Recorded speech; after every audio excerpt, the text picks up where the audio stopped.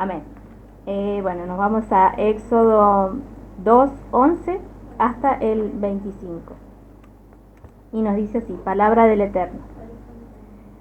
Sucedió en aquellos días que siendo ya mayor Moisés, salió a sus hermanos y observó su servidumbre. Vio a un egipcio que azotaba a un hebreo de entre sus hermanos, y miró a uno y a otro lado, y viendo a nadie, mató al egipcio y lo enterró en la arena. Perdón. Al día siguiente salió, y he aquí 2 hebreos reñían, y dijo al agresor: ¿por qué golpeas a tu prójimo? Y él respondió: ¿quién te puso por príncipe y juez sobre nosotros? ¿Quieres matarme como ayer mataste al egipcio? Y atemorizado Moisés dijo: ciertamente el asunto ha sido descubierto. Y Faraón oyó este asunto y procuró matar a Moisés. Pero Moisés huyó de la presencia de Faraón y habitó en tierra de Madián. Allí, sentado junto a un pozo, vinieron las hijas que tenía el sacerdote de Madián a sacar agua y llenar los pilones para abrevar el rebaño de su padre. Pero llegaron los pastores y las echaron. Entonces Moisés se levantó en su defensa y abrevó el rebaño de ellas. Cuando ellas volvieron a Reuel, su padre, éste les dijo: ¿por qué habéis venido tan pronto? Y ellas dijeron: un varón egipcio nos libró de mano de los pastores, y también diligentemente nos sacó el agua y abrevó el rebaño. Y dijo a sus hijas: ¿y dónde está? ¿Por qué habéis abandonado a ese varón? Llamadlo para que coma de nuestro pan. Y Moisés aceptó habitar con aquel varón, quien dio a Moisés su hija Séfora. Ella le dio a luz un hijo, y él llamó su nombre Gersón, pues dijo: forastero vine a ser en tierra ajena. Después de muchos días, el rey de Egipto murió, y los hijos de Israel gemían a causa de la esclavitud, y clamaron por causa de la esclavitud. Y su clamor subió delante de Elohim, y oyó Elohim su gemido, y fue recordado Elohim de su pacto con Abraham e Isaac y Jacob. Y miró Elohim a los hijos de Israel, y llegó a ser conocido por ellos. Amén. Amén, amén. Bien, algo que vamos a recordar, ¿no es cierto?, con respecto a la liyá que habíamos leído ayer, que nos decía, ¿no es cierto?, cuando Moisés es sacado del agua, ¿no es cierto?, del río, del cesto, ¿no es cierto?, es encontrado en la arquilla, que bueno, ya habíamos visto la similitud que había entre el arca de Noé con el arca en que fue encontrado Moisés. Y algo muy importante es que no lo había mencionado ayer, pero la hija de Faraón se da cuenta que era un niño hebreo. ¿Y de qué manera se da cuenta de que era hebreo? Pues hay algunos estudios que dicen que era porque el niño estaba circuncidado y que por eso reconoce que era hebreo. Otra cosa que también cabe, ¿no es cierto?, mencionar es que cuando él es sacado del agua, cuando es rescatado, ¿no es cierto?, por la princesa manda a llamar, ¿no es cierto?, a la mujer que lo iba a amamantar, que le pide, ¿no es cierto?, y nos vamos a ir en Éxodo 2:9, cuando le dice: la hija de Faraón le dijo: guárdame a este niño, amamántamelo y yo te daré tu salario. Y la mujer tomó al niño y lo amamantó. Entonces cuando ya dejó de amamantar el niño, ahí es llevado con con la princesa, ¿no es cierto? Y vive junto a ella, ¿no es cierto? Y es criado ahí como si fuese egipcio. Pero algo que vemos, ¿no es cierto?, es el plan del Eterno y cómo Él tiene todo en control. ¿Por qué digo esto? Porque el Eterno permite esta situación de que sea llevado, de que sea descubierto primero por la princesa, de que sea salvado por la princesa, y de esta manera Él iba a poder ser criado con su familia, con su propia madre inclusive. Entonces fue criado por su familia. ¿Y qué sucede? Al ser criado por su familia, Moisés conocía de dónde venía, ¿no es cierto? Conocía su identidad. Entonces, ¿por qué hace esto el Eterno? Porque de esta manera permite que Moisés no olvide su identidad.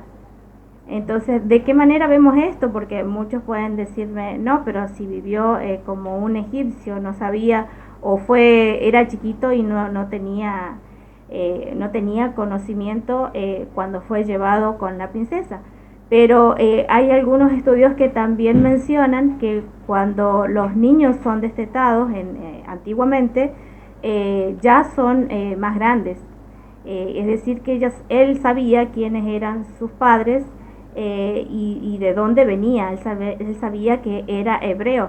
Y también lo podemos ver por medio de la palabra, por medio de la escritura. Si nos vamos a Éxodo 2:11, ¿qué nos dice la palabra? ¿Cómo comenzaba esta lectura? Dice: sucedió en aquellos días que, siendo ya mayor, Moisés salió, dice, a sus hermanos y observó su servidumbre. Moisés los reconoce que son sus hermanos los que están siendo esclavizados y los que estaban sufriendo. ¿Cómo sabía que eran sus hermanos? Porque él ya conocía y él ya sabía su identidad. Entonces, todas estas cosas fue un plan perfecto que hizo el Eterno para que Moisés no olvidara su identidad, a pesar de que fue criado, ¿no es cierto?, por egipcios. Y lo vemos más adelante, ¿no es cierto?, reaccionando de esa manera, matando a un egipcio por lo que estaba sucediendo, ¿no es cierto?, con su pueblo. Vemos ese celo que nace de Moisés, pero porque él sabía que era un hebreo. Entonces vemos que tanto estos estudios no se alejan de lo que es la escritura. Vemos cómo va acorde a la palabra. Luego vemos algo también muy importante, porque todo esto es un plan perfecto que elabora el Eterno. Y vemos que ya cuando él sale, ¿no es cierto? Algo también importante es que él reconoce, vamos a ver en Éxodo 2:14, y dice, y él respondió, en Éxodo 2:13 dice, al día siguiente salió y he aquí que dice que dos hebreos reñían y le dice, ¿por qué golpeas a tu prójimo? ¿Cómo sabía Moisés de estas cosas? Quiere decir que él tenía conocimiento y sabía que era hebreo. Amén. Bien, ahora sí nos vamos a ir cuando, donde dice que estaba Moisés. Miren la similitud que hay con algo que ya habíamos estudiado en el libro anterior, en Bereshit.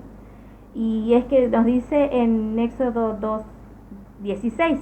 Dice, allí sentado junto a un pozo, vinieron las hijas que tenía el sacerdote de Madián. Y nos dice 7 hijas. Entonces, y vean también la sombra profética que hay aquí en este suceso, ¿no es cierto? Vemos, dice que él está sentado junto al pozo, ¿no es cierto? Y que ellas van a sacar agua de ahí para alimentar, para dar de beber al rebaño de su padre. Vean qué profético, quien también lo vemos en la escritura, que está junto al pozo. ¿Quién está sentado junto al pozo? Nada más y nada menos que nuestro Adón Yeshua. Exactamente, y así se vuelve a repetir otra vez, porque vemos también el caso de Jacob. El mismo Jacob, digamos, cuando sale escapando de su hermano Esaú, va y lo primero que se hace es acercarse a un pozo, digamos, en la tierra ya de Paran, que es donde vivía Labán, donde vivía su tío. Y también se acerca a un pozo y vuelve a suceder lo mismo, vuelve a ser el apunte profético. Moshe escapa de Faraón.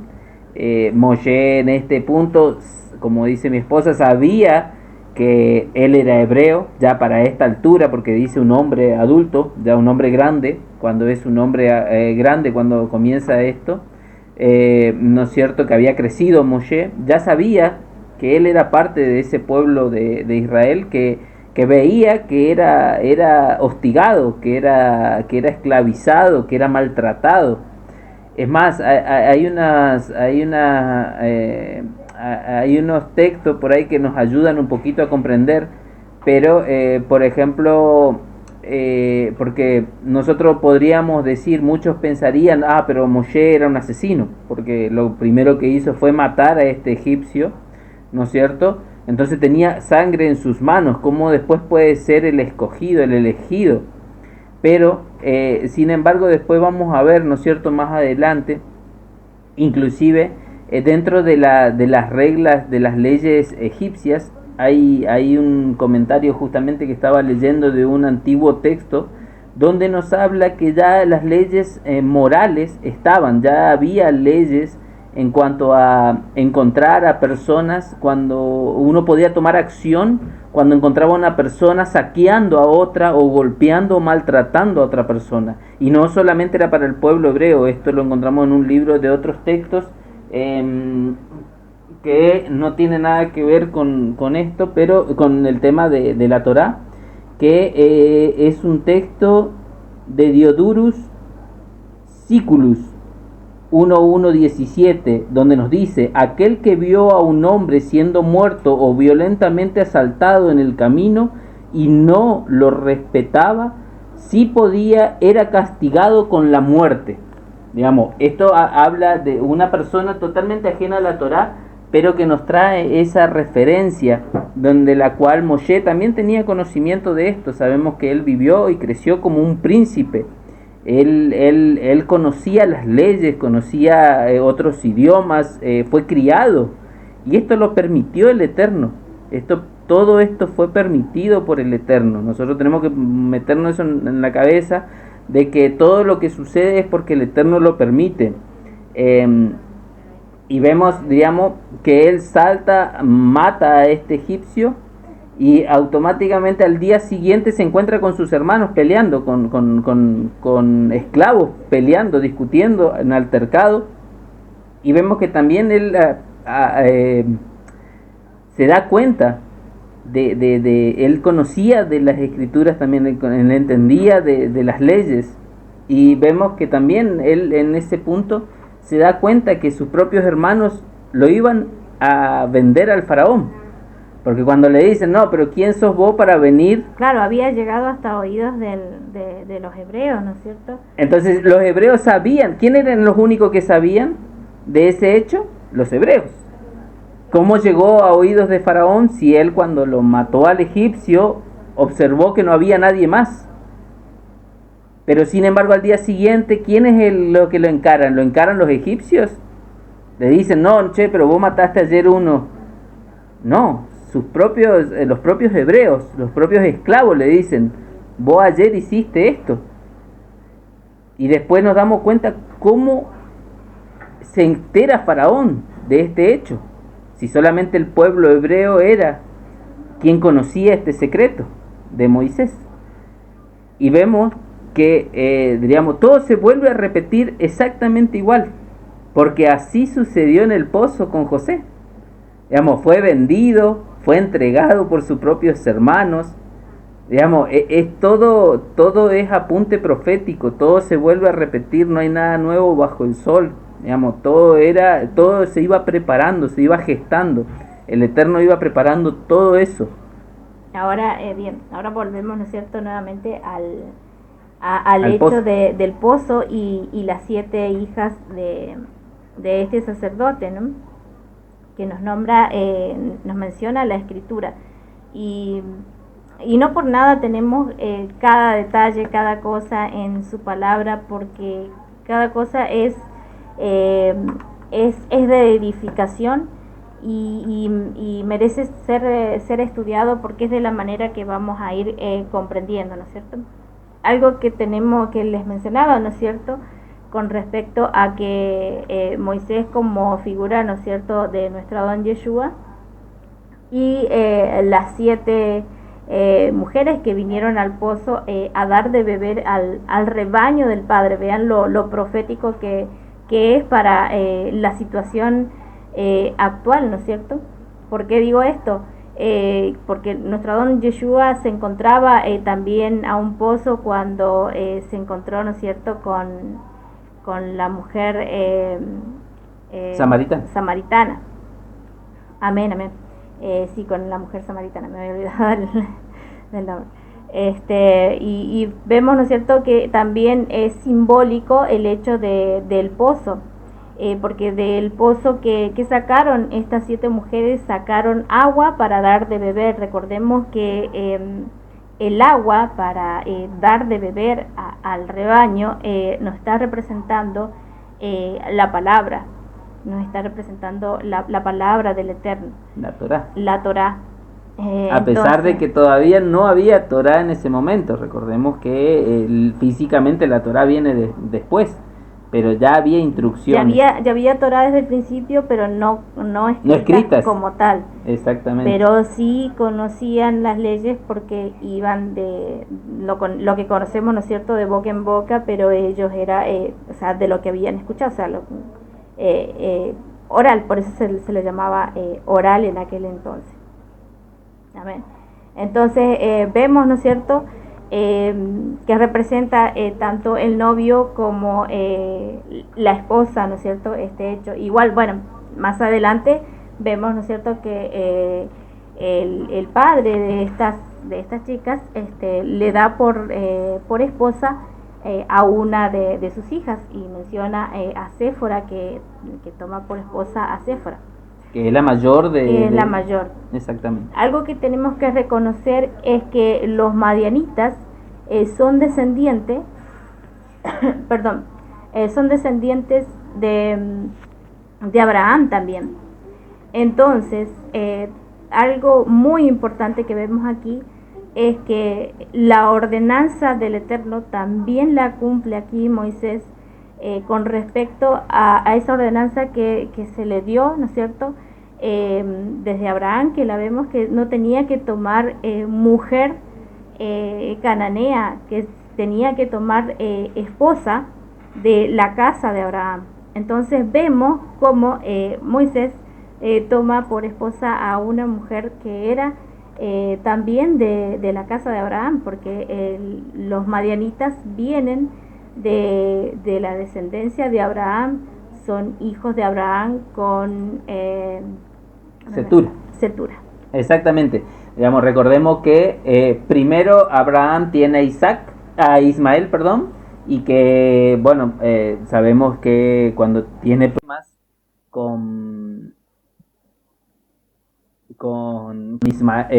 con Isaac, digamos, cuando con Sara, digamos, Sara le pide que sea expulsada Agar y su hijo, y vemos que después la termina repudiando y se termina yendo, diríamos, no es repudiando, sino la despide, diríamos, que se retire del campamento, y vemos que de ahí viene otra gran nación, ¿no es cierto? Después de eso, digamos, Abraham sigue con Sara, y bueno, tenían a Isaac, que es la promesa, pero después Abraham se allega a Cetura, digamos, toma otra esposa después de Sara, y sabemos que en un momento, cuando, yo no me acuerdo bien si lo leímos, pero es en la parte donde manda a buscar a una mujer para Isaac. En ese momento Abraham, ¿qué es lo que hace? Le da herencia, le da heredad a los hijos de Cetura, y les dice que se vayan yo no me acuerdo bien, creo que era al norte o digamos una cosa así, que se vayan, o al oeste, perdón, era sí, al oeste o al este, pero está en la escritura Sí, de que los despide a aquellos pero yo hijos. no me acordaba. Sí, Así sé que, que lo diríamos, habíamos leído eso. sí, A ver. los despide y que se vayan al este, diríamos, que se alejen, que eso, la heredad, la tierra y ese lugar era para Ismael, para Isaac, perdón. Perdón. Entonces, exactamente, ahí vemos cómo se va cumpliendo todo esto y, digamos, dentro de lo que encontramos en lo que es Rehuel, en lo que es Yitro, en Sí, esos nombres. porque es mencionado, por ejemplo, bueno, yo tengo, les vuelvo a recordar, la versión que leí hoy es la BTX cuarta edición. Y bueno, acá me sale, no sé cómo saldrá en su Biblia, Bueno, en la Reina Valera. en la Reina Valera, por ejemplo, no dice también Rehuel, Rehuel, ajá, bueno, sale Rehuel. pero por ejemplo en la Kadosh mesiánica, en el versículo 16, al final del versículo 16, donde dice que llenar las pilas y dar de beber a las ovejas de su padre Yitro, lo nombra en ese momento, Acá en la no Kadosh. sale. En la Reina Valera y en la BTX no sale, No, pero no sí menciona. después en el 18 nos nombra que es Rehuel, el nombre del padre de las chicas estas que venían al pozo a dar de beber. Y sabemos que, por ejemplo, el nombre Rehuel es, diríamos, amigo de Elohim. Si vamos al extrón hebreo, diríamos, tiene la derivación de una palabra compuesta, Rehué, que es amigo, amable, amistad, y 410, que es él, y sabemos que se hacía referencia al Todopoderoso. Entonces sabemos que es el amigo de Elohim, el amigo del Eterno. Pero, digamos, en cuanto a Yitro, que lo encontramos también, porque inclusive después más adelante tenemos una porción donde se llama Yitro, la porción, la para allá, vemos que es sobresalir o exceder, diríamos, es como excelencia. Yitro era como un título que se le daba, diríamos, como alguien prestigioso, como alguien de prestigio, pero en realidad su nombre era Rehuel. Entonces, diríamos, todo eso son apuntes proféticos y lo nombrábamos ayer, que cada uno de los nombres tienen mucho sentido, tienen mucho que ver una cosa con la otra. Entonces tenemos que tener en cuenta todas estas cosas porque y tratar de ir restaurando los nombres al hebreo, porque no es lo mismo decir un nombre en español, en castellano, como decirlo en hebreo, diríamos, porque en hebreo tienen otro significado y sabemos que el significado que tienen en hebreo tienen un apunte profético, tienen, digamos, no solamente apunte profético, sino también tiene mucho que ver con lo que el momento en que se estaba viviendo, el contexto nos muestra también mucho del contexto, porque muchos nombres se dieron de esa manera. Entonces, digamos, porque antes, recordemos que los nombres definían el momento, sabemos, por ejemplo, el de Benjamín, que no era Benjamín, era Benoni primero, diríamos, después el padre mismo le cambió a Benjamín, porque primero la madre le había puesto Benoni, que era, diríamos, el hijo de su lamento, el hijo de su pesar. Sí, así es, hermanito Israel, de la misión a la cual se le llamó. Así Exactamente, por eso muchas veces nos van a escuchar y tratamos en lo posible de ir restaurando a lo posible. Por ahí nos cuesta decir Moshe. Moshe, sí, o muchas cosas, diríamos, no saben costar, pero bueno. Sí, muchas cosas, pero sabemos que también es una de las promesas, ¿no es cierto?, de restaurar nuestros labios, de purificar nuestros labios. Exactamente, sabemos que cuando Él regrese, él será el dueño de toda la restauración. Amén, amén. Bien, algo, entonces vemos, ¿no es cierto?, esta importancia con respecto a la novia que tenía que ser de la casa de Abraham, y algo también importante es que daba de beber del pozo, que una novia tiene que estar junto al pozo, entonces junto al agua, junto a la Torá. Esto es todo un apunte profético. Entonces vemos también lo importante de que cómo tiene que ser la novia para nuestro Adón Yeshua. Una novia que esté apartada de la Torá, sin Torá, por supuesto que no, una novia así no va a ser tomada por esposa. Recordemos que la ordenanza es esa, no tomar mujer cananea, tomar de la casa de Abraham y que esté, ¿no es cierto?, junto al pozo, junto a la Torá, que guarde Torá, que dé de beber Torá, porque es lo que tiene que ser, y es por la novia que el Mesías va a regresar. Vemos, ¿cierto?, la importancia de esto, y que muchos dicen no, ya no tienes que guardar los mandamientos, eso era para los judíos, ese era para o eso es para los de Israel que viven allá, no es para vos. Cuando lo vemos en las escrituras, en Gálatas 3, en Efesios, lo vemos en todas las escrituras, ¿no es cierto?, en toda la escritura, que hemos adquirido ciudadanía por medio de creer en nuestro Adón Yeshua, somos injertados, somos parte del pueblo, somos descendientes de Abraham, tenemos esa misma autoridad, no autoridad, sino estamos bajo esa misma promesa, esa heredad que fue dada para amén. Muchas gracias, hermanita Marcela. Sí, Gálatas 3, 28, 29. Sí, igual, esa promesa de heredad de ser descendientes de Abraham. Exactamente. Cuando leemos, diríamos, una sugerencia que le hago, porque es muy interesante, tenemos que recordar, diríamos, siempre que las escrituras, lo que es el Brit Hadashah, lo que son las cartas paulinas, yo siempre se los explico y le digo a todos los hermanos que vienen entrando y que vienen charlando con nosotros y nosotros hablamos con ellos, siempre tenemos que recordar que es una carta, digamos, las cartas a los Gálatas, la carta a los romanos,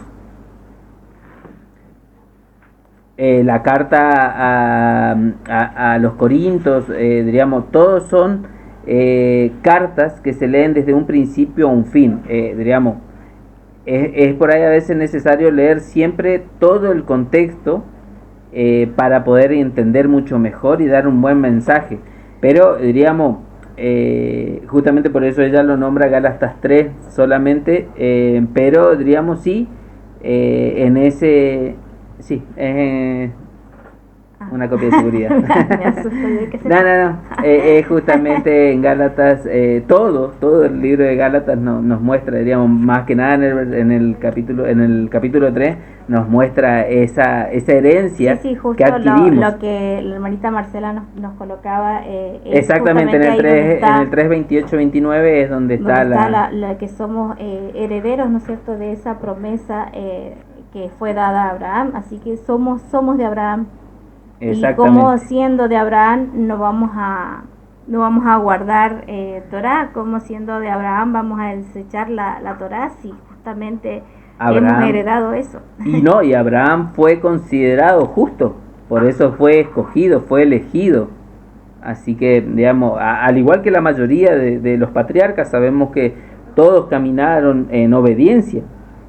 Digamos, no fueron escogidos por su fuerza, por su valentía, por su valor, no, fueron escogidos por su obediencia, en la mayoría. Inclusive vemos hasta el rey David, cuando era pastor, si bien era valiente, ¿no es cierto?, pero era el más pequeño de sus hermanos, sin embargo fue elegido por su obediencia, porque él era obediente. Aarón fue elegido sumo sacerdote también por su obediencia, porque sabemos que Aarón digamos, tenía ese celo de su hermano, porque su hermano había sido príncipe de Egipto, pero sin embargo igual él era obediente, era aguerrido. Entonces siempre hay una palabra que siempre me recuerda, ¿no es cierto?, en Samuel, donde es llamado Samuel, cuando dice Elí le dice a Samuel, cuando escuches el llamado, dile, heme aquí. Heme aquí. Entonces así tenemos que ser. Que responder. Exactamente, cuando escuchamos el llamado, tenemos que responder de esa manera. Así después lo encontramos dentro de toda la escritura que han hecho nuestros patriarcas, que han hecho todos los... Nunca vayan a decir lo que yo contesté en un sueño. Dije, ¿qué quieres de mí, Señor? No, digo, ¿quién soy para decir eso? A ver, nunca digan eso. Se los aconsejo, nunca lo digan. Bien, luego nos menciona, ¿no es cierto?, que tuvieron un hijo, ¿no es cierto?, y es llamado Gersón.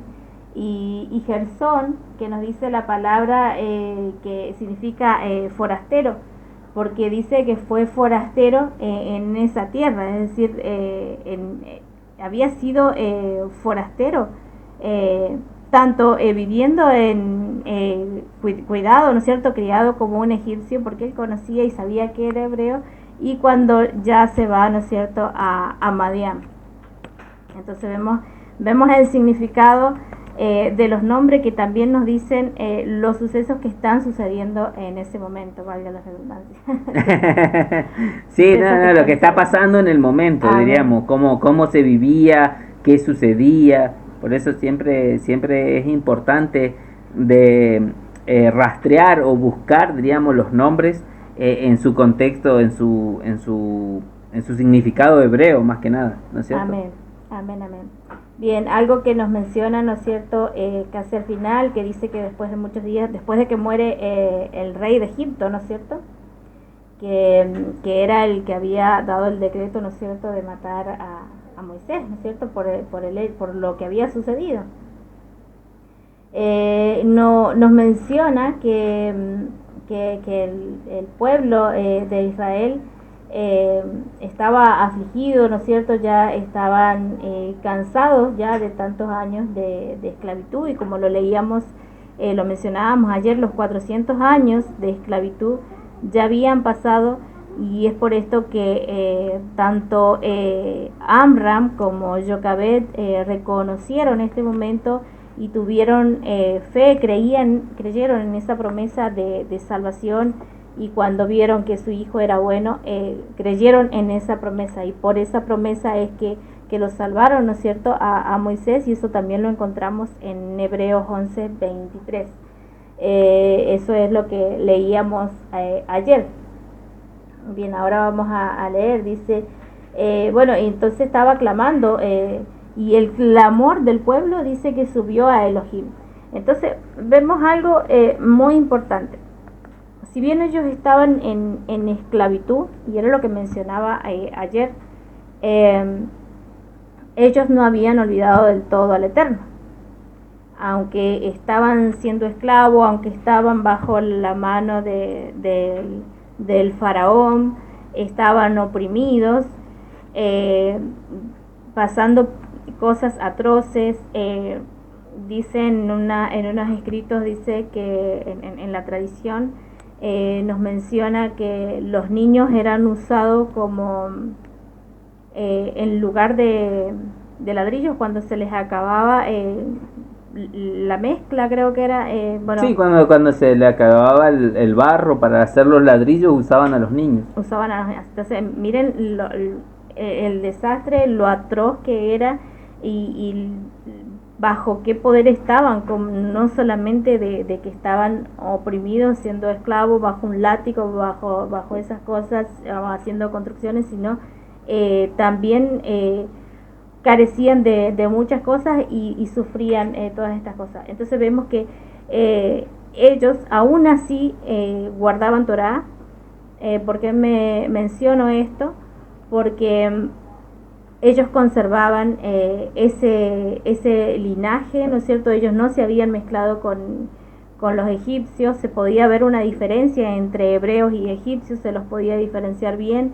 Ellos no se mezclaban con los egipcios, ellos seguían esa ordenanza de solo casarse entre hebreos, hasta inclusive habían conservado las tribus. Nos mencionaba ayer que Amram había tomado, que era de la tribu de Leví, había tomado una hija de Leví. Entonces ni siquiera se mezclaban en las tribus, esa ordenanza la seguían teniendo. Y, y bueno, vemos, ¿no es cierto?, que seguían teniendo esa esperanza de que los iba a liberar el Eterno, aún estando en Egipto, aún estando en esclavitud. Y es a eso a los que los quiero animar, porque aunque estemos señalados, oprimidos en qué sentido, porque nos señalan, porque somos los únicos, porque no hay nadie más en nuestra casa guardando Torah, somos los únicos que estamos guardando Torah, estamos siendo esclavizados, pero igual estamos guardando Torah, igual no nos estamos mezclando con el mundo. Entonces quiero que vean esto y que sean, como lo dice la palabra, ¿no es cierto?, que sean perseverantes en esto. Sé que es difícil y cuesta, lo he visto en distintas personas, ¿no es cierto?, que yo tengo la bendición de que en mi casa está todo bien, pero no así con el resto de mi familia. Por ejemplo, me gustaría que mis padres pudieran ver la verdad así como nosotros, que mis hermanos, que mis primos, que toda mi familia pudiera ver, pero bueno, eso no sucede y calculo que debe ser peor. Si a mí me duele que esto no suceda, me imagino a las personas que solamente están solas en su casa y que el resto lidiando con la Torá, digamos, a ver, lidiando con sus familiares, lidiando con la familia, porque con la Torá no es una carga pesada. Entonces se hace pesada porque el entorno no nos ayuda, diríamos. Entonces sí, obviamente hay que perseverar, hay que seguir, hay que tener mucha paciencia. Y miren lo que dice que el clamor de ellos clamaron, y es lo que tenemos que hacer, ser constante con las oraciones, ser constante con la tefilá, ser constante con el clamor entre hermanos, entre nosotros, entre nuestro pueblo, para que cada uno de las personas que están guardando Torá desde sus lugares y que están solos en sus casas y el resto de su entorno no, que sea que no les sea pesado a cada uno de nuestros hermanos. Entonces hay que estar clamando todo el tiempo por nuestros hermanos y por todos, ¿no es cierto? Es lo que tenemos que hacer siempre. Dice que ese clamor llegó, dice, nos dice acá la palabra, subió delante de Elohim, y oyó Elohim su gemido, y fue recordado Elohim de su pacto con Abraham. ¿Qué quiere decir esto? No quiere decir que el Eterno se haya olvidado de su pueblo y que lo haya dejado ahí así, sufriendo 400 años y ya. No, era algo que le había pronunciado Abraham.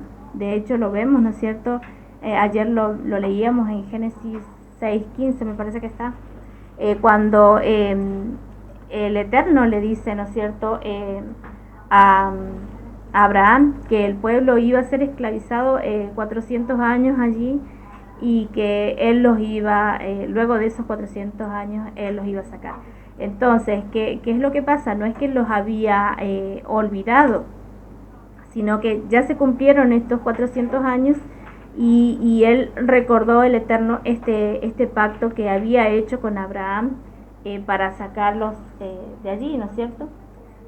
Pero no es que el Eterno nos olvide. Muchas veces no nos damos cuenta y somos nosotros los que a veces nos olvidamos del Eterno. No quiero decir que nos olvidemos del todo, porque vemos, ¿no es cierto?, que el pueblo de Israel no se había olvidado del todo del Eterno, si bien seguían guardando Torah, pero estaban siendo esclavizados, estaban viviendo, ¿no es cierto?, bajo esclavitud. Dice, y recordó su pacto a Abraham, a Isaac y a Jacob, y miró Elohim a los hijos de Israel, y llegó a ser conocido por ellos.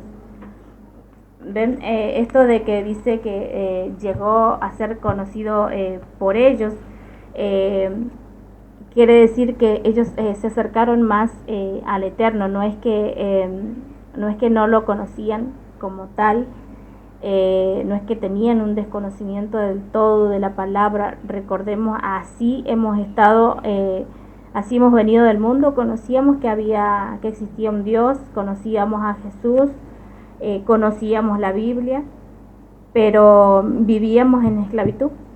¿A qué me refiero de que vivíamos en esclavitud? Éramos esclavos del pecado y no sabíamos que teníamos que guardar Torá, no sabíamos que si guardábamos Torá, que si no guardábamos Torá estábamos pecando, no sabíamos ni siquiera el significado de la palabra pecado. Entonces es por esto que sí conocíamos del Eterno, pero no lo conocíamos realmente como era y el significado, ¿no es cierto?, de toda su palabra. Exactamente, y ahora venimos entendiendo que es necesario ser obediente a la palabra, es necesario esa obediencia, porque vemos Génesis que... 15:13. Muchas gracias, me equivoqué de versículo. Entonces, sí, porque el 6:15 es de Noé. Te fuiste un poquito más atrás. Me confundí de lo de ayer. Entonces, Muchas gracias, hermanito vemos que, claro...